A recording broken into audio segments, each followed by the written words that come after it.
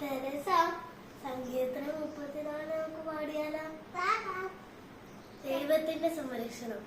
കർത്താവിനെ ഞാൻ എന്നും പുകഴ്ത്തും, അവിടുത്തെ സ്തുതികൾ എപ്പോഴും എന്റെ അധരങ്ങളിൽ ഉണ്ടായിരിക്കും.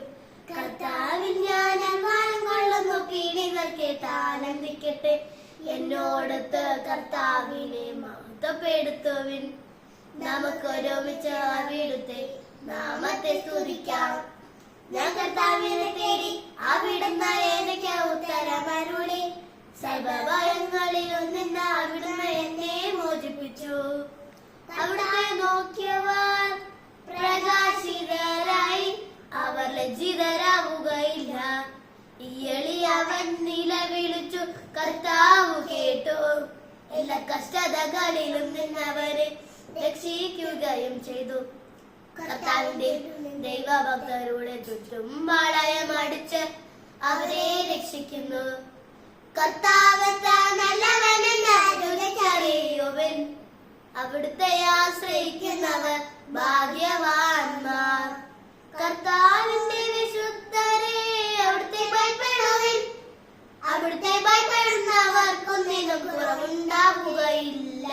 സിംഹക്കുട്ടികളിരകിട്ടാതെ വിശന്നു വലഞ്ഞേക്കാം. കർത്താവിനെ അന്വേഷിക്കുന്നവർക്കൊന്നിനും കുറവുണ്ടാകുകയില്ല. മക്കളെ, ഞാൻ പറയുന്നത് കേൾക്കുവിൻ. ദൈവഭക്തി ഞാൻ നിങ്ങളെ പരിശീലിപ്പിക്കാം. ജീവിതം ആഗ്രഹിക്കുകയും സന്തുഷ്ടമായ ദീർഘായുസ്സ് അഭിലഷിക്കുകയും ചെയ്യുന്നുവോ? തിന്മയിൽ നിന്ന് നാവിനെയും വ്യാജഭാഷണത്തിൽ നിന്ന് അധരങ്ങളെ സൂക്ഷിച്ചുകൊള്ളുവിൻ. തിന്മയിൽ നിന്നാകുന്ന നന്മ ചെയ്യുവിൻ. സമാധാനം അന്വേഷിച്ച അതിനെ പിന്തുടരുവിൻ. കർത്താവ് നീതിമാന്മാരെ കടാക്ഷിക്കുന്നു, അവിടുന്ന് അവരുടെ വിലാപം ശ്രവിക്കുന്നു.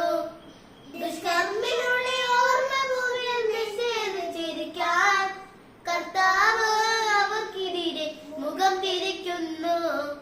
നീതിമാന്മാർ സഹായത്തിനു നിലവിളിക്കുമ്പോൾ കർത്താവ് കേൾക്കുന്നു. അവരെ സകലവിധ കഷ്ടതകളിലും നിന്നു രക്ഷിക്കുന്നു.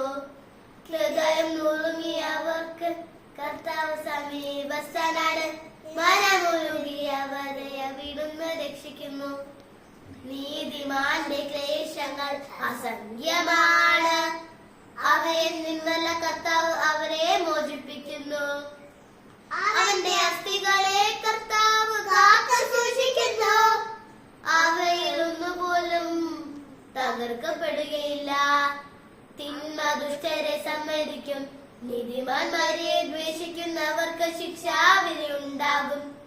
കർത്താവ് തന്റെ ദാസരുടെ ജീവനെ രക്ഷിക്കുന്നു, അവിടുത്തെ ശരണം പ്രാപിക്കുന്നവർ ശിക്ഷയ്ക്ക് ഉപകരിക്കപ്പെടുകയില്ല.